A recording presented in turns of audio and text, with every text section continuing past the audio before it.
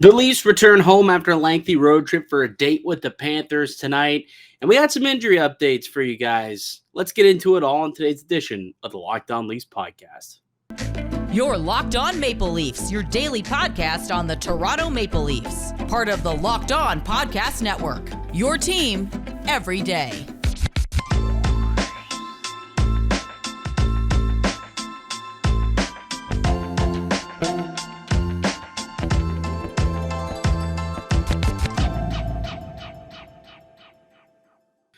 Hello and welcome into the March 29th edition of the Locked On Leafs podcast, your one-stop shop for all things Leafs. I'm your host, Mike DiStefano from TSN 1050 Toronto Radio, also known as Al's brother on TSN 1050's Overdrive and 1050's Leafs Lunch. Joining me, it's my co-host, Dave Morassutti from Sportsnet, also a writer for the NHLPA. Locked On Leafs, a daily Maple Leaf-centric podcast, so be sure to subscribe for free wherever you get your podcast from. Also, check us out on YouTube now, Locked On Leafs on YouTube. Hit subscribe. We got new content coming out each and every day, 5 days a week, Monday through Friday. This episode is brought to you by FanDuel Sportsbook. It's the official sportsbook of Locked On. Make every moment more. Visit FanDuel.com/Locked On today to get started. David, what's going on, pal? How's your evening going? Oh, it's been busy. Just preparing for the next gig for my music. Oh, what do you got going on? Actually, I did see you posted something on of his Facebook or Instagram, but you're opening up for someone for something? Yeah, we're opening up for a band at the Revival Event Center. I think that's what they call it, Revival. Sweet. Yeah, so April 14th. If anybody wants to come and listen to some music, April 14th we will be playing. My band is called The Bridge, by the way. If you, I should have probably brought that in. Are they all from Woodbridge? I won't. No, I don't actually. Sorry, two people are from Woodbridge in this band, so that wasn't the reason we called it The Bridge. But all right, give me what's like the go-to song, right? Everyone's saying one more song, one more song, one more song, and y'all walk back out and you give them one more song. What is it, Dave? What does The Bridge play? We added this to our last gig. It was "Jump" by Van Halen. Ooh, nice. All right, I like it. I had an interesting night. We'll get to the Leaf stuff in a moment. It's a game day. Leafs Panthers tonight down at Scotiabank Arena, and it's going to be an important one for Florida, which means Toronto's going to have to be ready for sure. And they have been the last few games, so I'm not too worried about it because the Panthers are a good team and they only lose to bad teams. We know that. But I was, minding my own business. I was watching the Raptors game today. And at some point in like the third quarter, I hear myself getting a shout out from Matt Devlin while watching the Raptors game. I'm going to send you a tweet here. I just sent you a tweet if you want to pull it up so you can listen to it. But my phone just blew right up. Like, getting shout outs from Matty D, yada, yada. It was quite funny and quite humorous if you missed it. But I sent it to you. It was a little bit of, there it is here. We also need to break down the video of Noodles and Hayes here. We'll do that in just a moment. But here's what was said and the old Al's brother shout out on the Raptors broadcast today.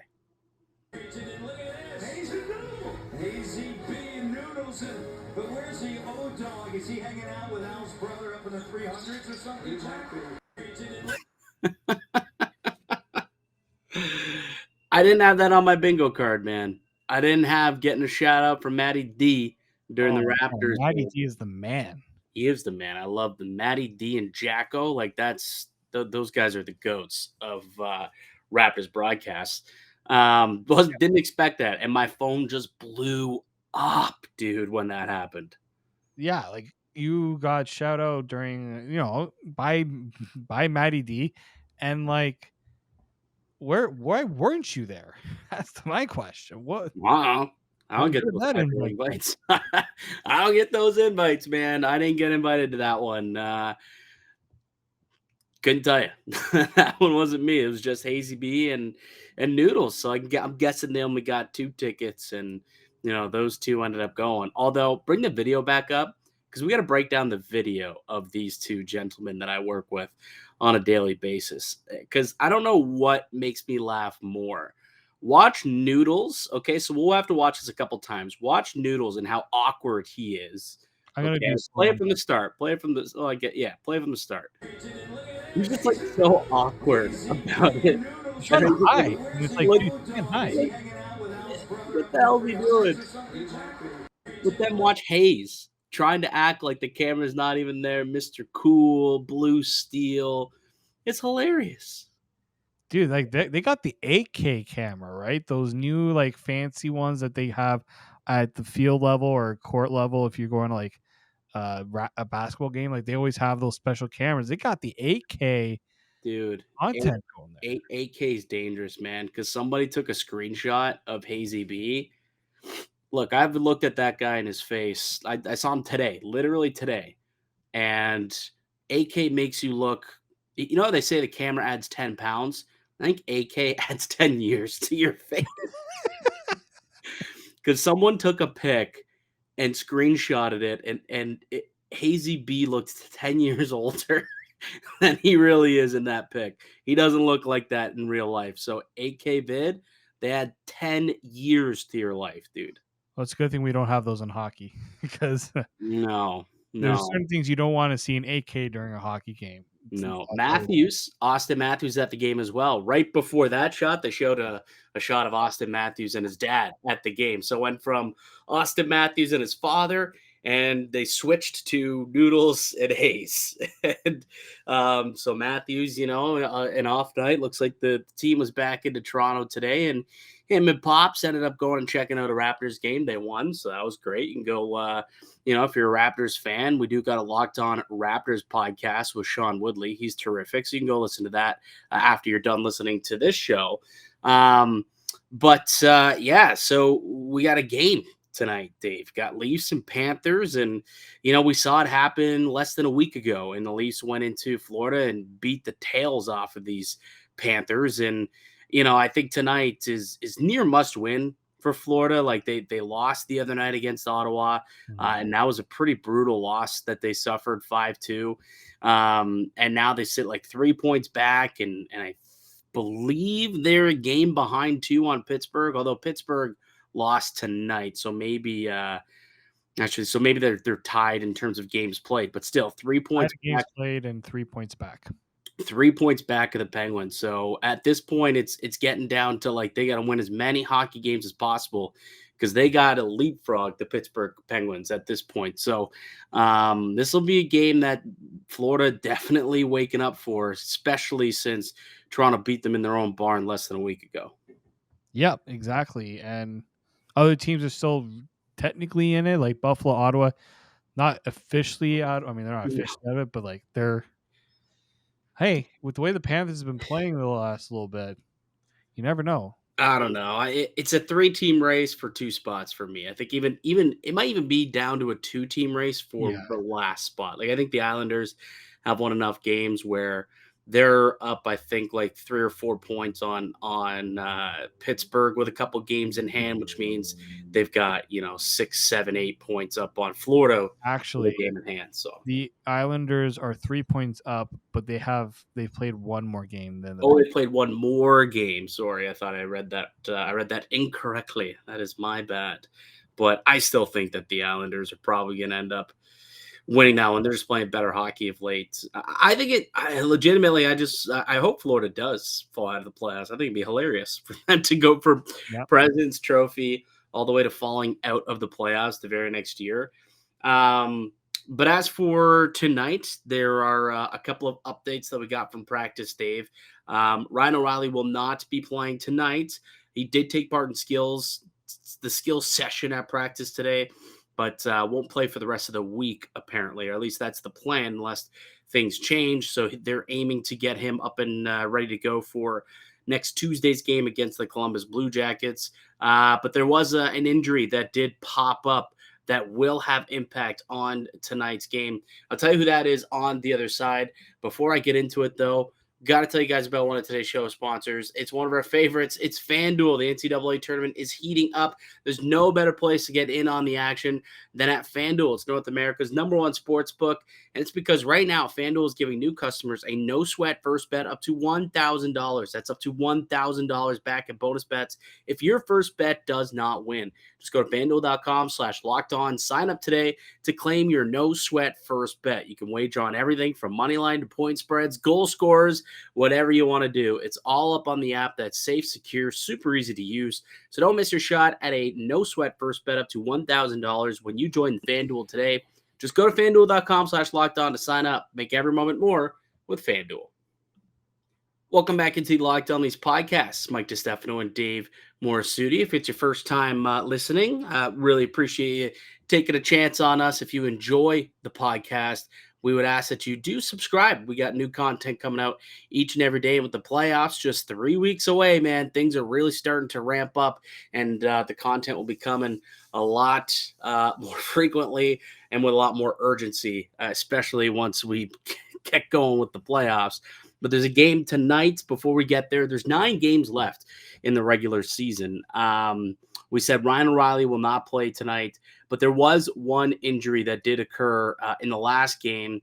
Someone's a little nicked up and won't be playing tonight, and it's Noel Acciari.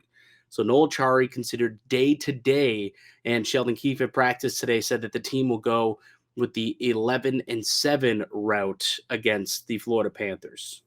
Yeah, it's unfortunate. Hopefully it's not anything that's going to be nagging for Noel Acciari, because he's proven to be a very valuable part of this lineup. And what you see happen to the rest of the lineup with him out, you're like, that's not ideal. But at the same time, this is kind of where you want guys to rest. We were talking about rest the other day. It wouldn't be a bad idea if Noel Acciari comes back and he's fresh for the playoffs. But yeah, it's still not ideal that you lose a guy like that at this point, with something that we don't know exactly what it is. I don't remember seeing anything particularly, other than I think there was that one play where he got his hand chopped in the air as he tried to go for a puck and he hit a stick because the guy tried to knock the puck out of the air. Yeah. But I don't think it was that, because it probably would have just had a hand injury. So yeah, it's unfortunate, but at the same time, at least now he can get back into a groove when the playoffs, or just before the playoffs, hopefully. Yeah, so I think if it were a playoff game, if it were a must-win game, I'd imagine Noel Acciari would be playing. But to this point, like, you're in the final stretch here, games don't mean a whole lot. Like, the home ice is all but locked up. Like, it's just a formality now. Up 7 points, game in hand. They probably will end up, even if they go 500 down the stretch, they'll probably end up winning home ice advantage in round 1. So now it really is just about keeping guys healthy. And if you're just a little bit banged up, I don't think it's a terrible thing to keep Noel Acciari out of it for a game, and then he can return on Saturday when they play the Ottawa Senators. So there's quite a bit of time to heal up and rest up over the course of the next just this week in general. Do you have the lines actually from what we saw in practice today? Because there was kind of a funny little meme that was floating around in practice today, I think based off of the smirk. You know what I'm talking about here. But when I saw the practice lines kind of come out, the usual suspects, you see Alters, you see Mark Masters, and, all these people who float out the lines, you'll see that there's an interesting little name there. So I'll explain them all for those who are listening and not watching on YouTube. But, status quo in the top 6, Yarncroc, Matthews, Marner, Kerfoot remains with Tavares and Nylander. The third line, because we see the injury to Noel Acciari, things getting shaken up here, but it's Bunting, Lafferty, and then placeholder. Placeholder was the name, and this wasn't just by Masters. This was by every reporter out there, because there was just some random guy who was tooting around at Leafs practice today in place of, obviously Noel Acciari, who was out of practice. Aston Reese, Campton Simmons as the fourth line. How many placeholder jerseys do you think we will see get made? Do you think we'll see at least one person make a placeholder jersey? I think we do. Now, are we talking about like legitimately get a placeholder one made, or are they gonna just duct tape and just write placeholder on the tape? Like I've seen some jerseys do at games. You know what? They both count. I still don't think so, but it would be hilarious if we did see one. I'll do it. You do it. You're going to the game. Put Yeah, a jersey on, put duct tape over it, and write placeholder. Ah, I think it'd be. I tell you what, Dave. I will make this bet with you right now. Okay. If the Leafs win a round, if they win a round, Dave, I'm not even asking for a Stanley Cup. If the Leafs win a round, I will order myself a jersey. I'll put double zeros on it with the nameplate placeholder. wow. If they win a round, that will happen. Wow. And you went double down and putting the double zero on there. That's what I Yeah, find. yeah. Oh, yeah, yeah. It's got to be double zero. I mean, that just makes sense. That's funny. But Just makes sense. Tell you what, I'm going to put another caveat on it, actually. We got to get to 3,000 subs by then as well. So if we can get to 3,000 subs by the end of round one and they win, I will get a jersey, double zeros, placeholder on the back of it. and just to give the viewers the idea, we were at 2,740 subscribers. Yeah, so we're only 260 subscribers away from hitting that threshold. That's not too far out. So tell all your friends that if we get to 3,000, Leafs win around, we will have a placeholder jersey, and Mike's gonna wear it, and he's also for the rest of the playoffs, he will put it on his wall somewhere too. Yes, absolutely. It will get put up somewhere back here. It'll be part of the backdrop for the rest of the season. It'll be a nice little placeholder jersey. It's gonna happen. We're manifesting it. I hope so. So all joking aside, so that's those are going to be the 11 forwards. Defensively, McCabe and Brody remain together. Riley Shen, Gio Hall, so no changes from the weekend, and presumably Timothy Liljegren will check in as the seventh defenseman. So that's how your forward and D pairings shape up. There was no answer on goaltender, though, I don't believe, unless you saw something. But I know that Samsonov did return to practice today, so I'm guessing they'll kind of see how he feels in the morning and see if he wants to go, or if not, I guess it'll be Matt Murray. But there was no answer as to who is going to start. So my question to you, Dave, is who do you think should start? Should it be Ilya Samsonov, who hasn't played in a while but only has one practice under his belt, or should it be Matt Murray, who less than a week ago had a really strong performance against these same Florida Panthers? I think it should be Samsonov. Like if he's good, he hasn't played in a while, let him play. Because you're gonna know what Matt. It's not like you're gonna be sitting Matt Murray for long. Because guess what, you got a back-to-back coming up. So Matt Murray is gonna get some game action as well. So yeah, have Samsonov play, and then you go from there. Unfortunately, we won't have the services of the Leafs' new number one goaltender Joseph Woll because he was sent down today. He was sent down. RIP to a couple of the people on the Discord who legitimately were rah about Joseph Woll becoming the team's new number one and displacing, at the very least, Matt Murray as the team's backup goaltender. Doesn't look like that's going to happen. Plus, I thought about this afterward. Joseph Woll would be much better served. Like the Marlies are like first in their division, I'm pretty sure. Like the Marlies are poised to go on a long playoff run.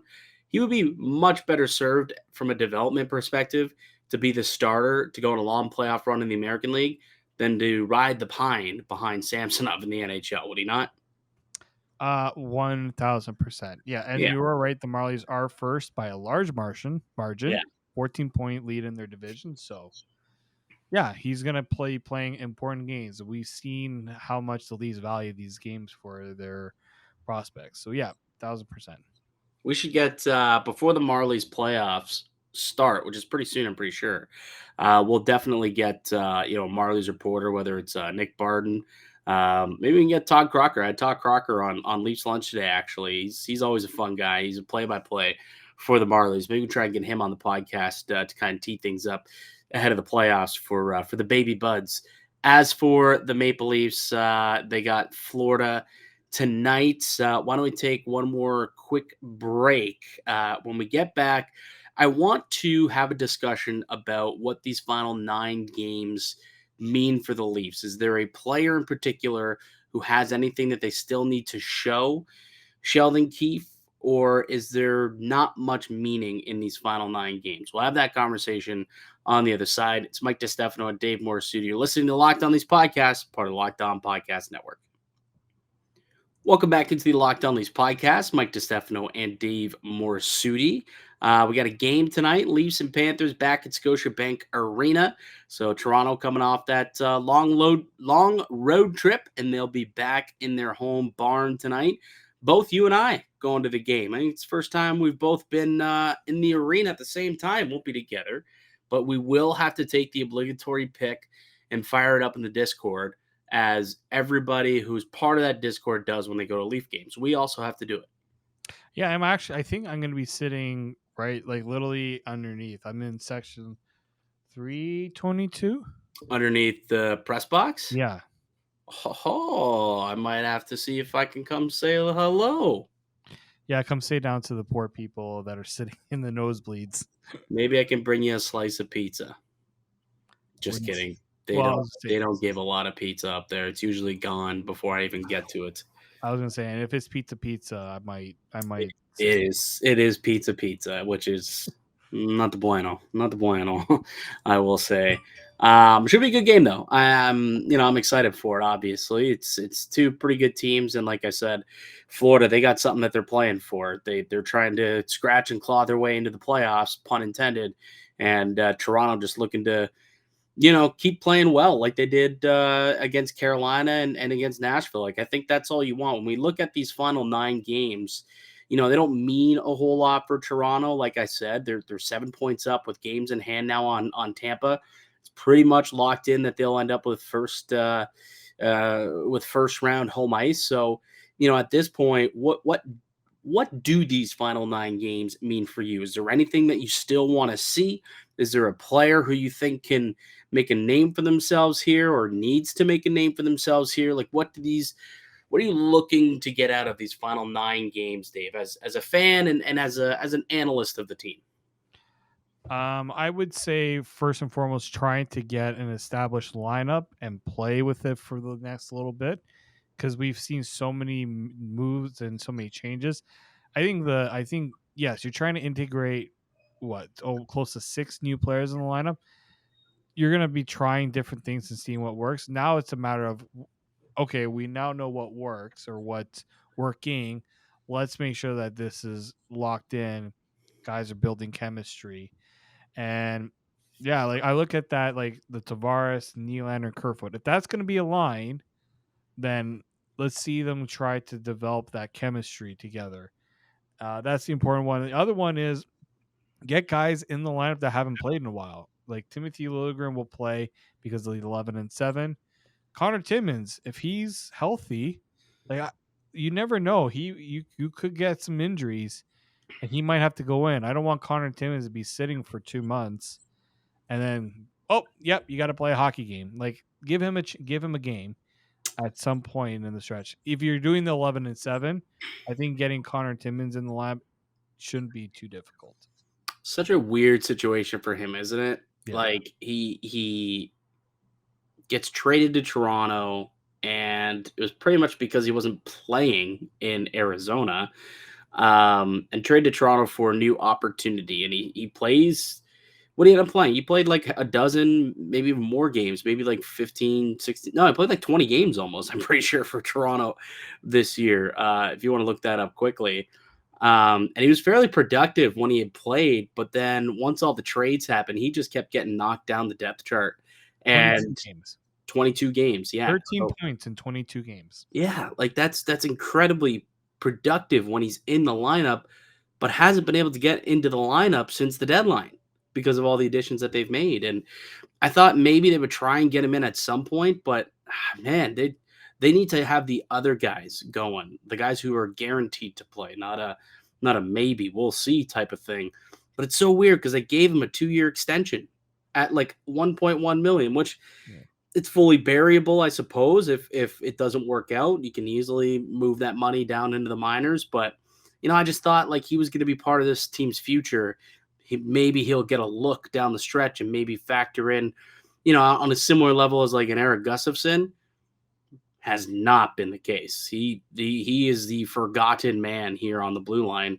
I mean, I can't blame Keefe. I don't think that he deserves to be, I guess, in the lineup over most of those guys. But yeah, I'd be curious to see if he does get at least one of these final 9 games, so he's not completely cold if called upon, and he's not off the ice. Hasn't played a game in 2 months. Frankie Corrado will tell you that's a tough thing to do, to sit for 2-3 months and then be expected to jump into the middle of the season, let alone the middle of the playoffs. Yeah, exactly.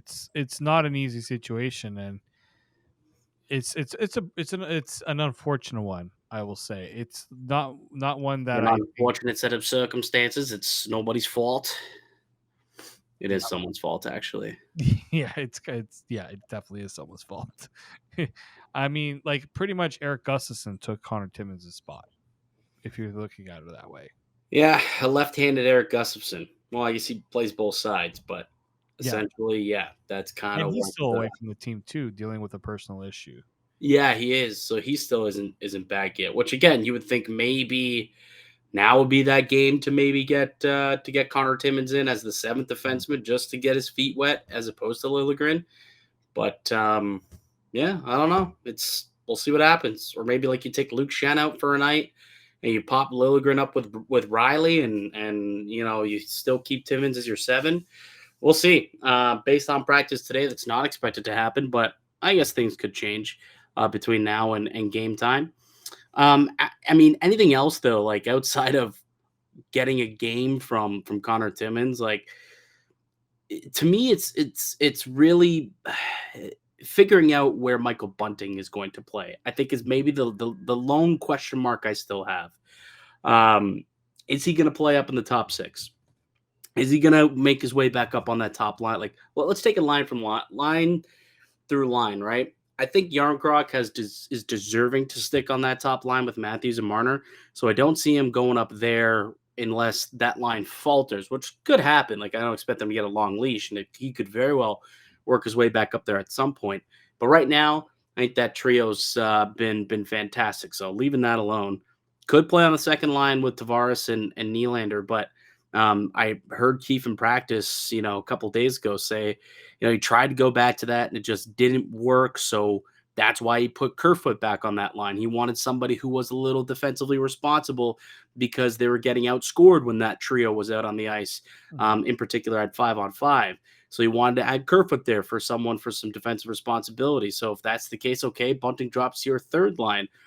But if you use your third line as a checking line, that's probably not a good spot for Michael Bunting when Ryan O'Reilly returns, right? So it is a big question that I have. Like, where does Michael Bunting fit in this lineup?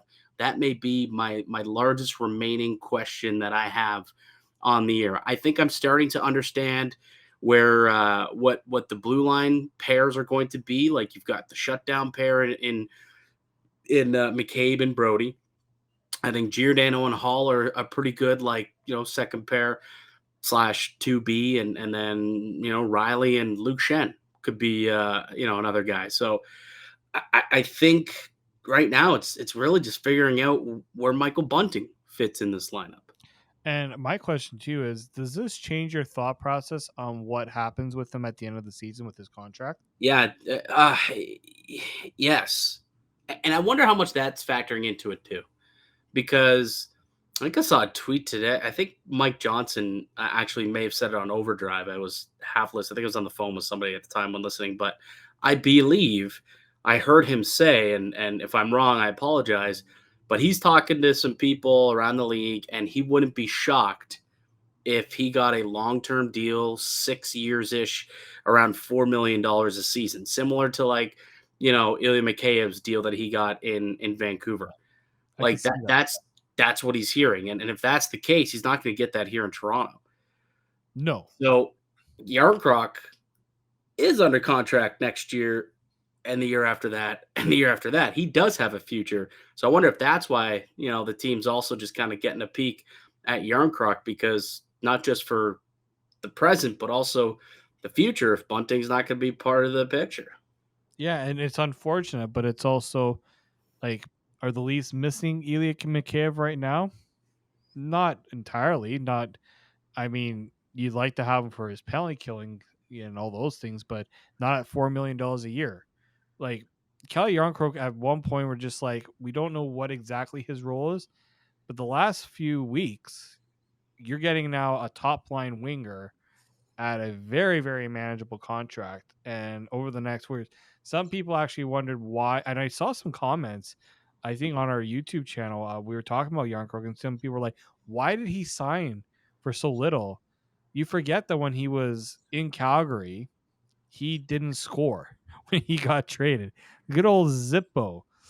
It's almost like it's almost like Daryl Sutter has something on guys who have offensive talent, and then it dries up when it gets to Calgary. Well, I mean, even when he was in Nashville and even in Seattle, like it's not as though this guy's a 25 goal scorer, No. right? Like I mean, he's never been known for being a goal scorer, and something has seemed to just click this season, and I wonder how much playing with Austin Matthews and Mitch Marner and at times Tavares and Marner, like, and Nylander, how much that has just allowed him to flourish. Like they're just setting him up to be in good positions, and he's just taking full advantage. He's got a really high shooting percentage. I will say that as well, an extremely high shooting percentage. So there's some luck that's involved there as well. So I don't know. Like it's not that.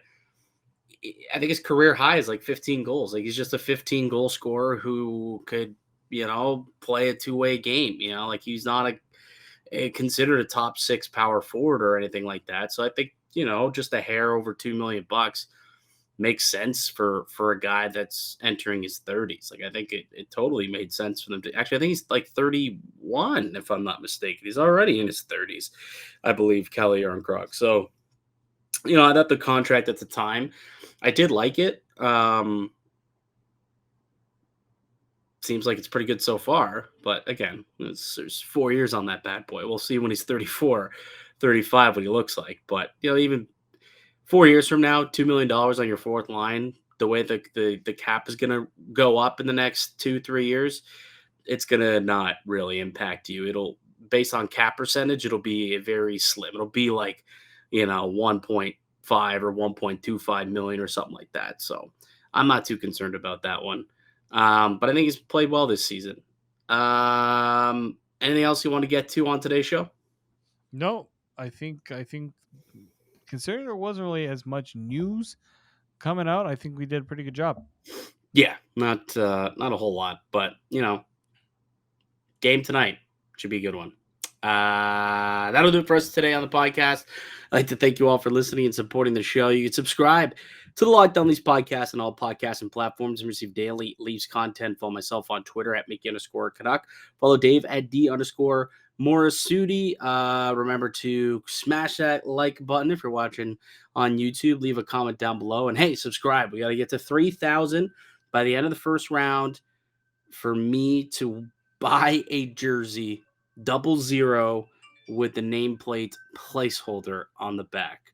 That's what's happening. If we can get to 3K by the end of round 1 and the Maple Leafs do in fact give us a second round series to preview. So we'll see what happens. All right. We'll be back with another episode for you guys tomorrow. We'll be breaking down the game against the Panthers. But until then, keep it locked right here on Locked On Leafs.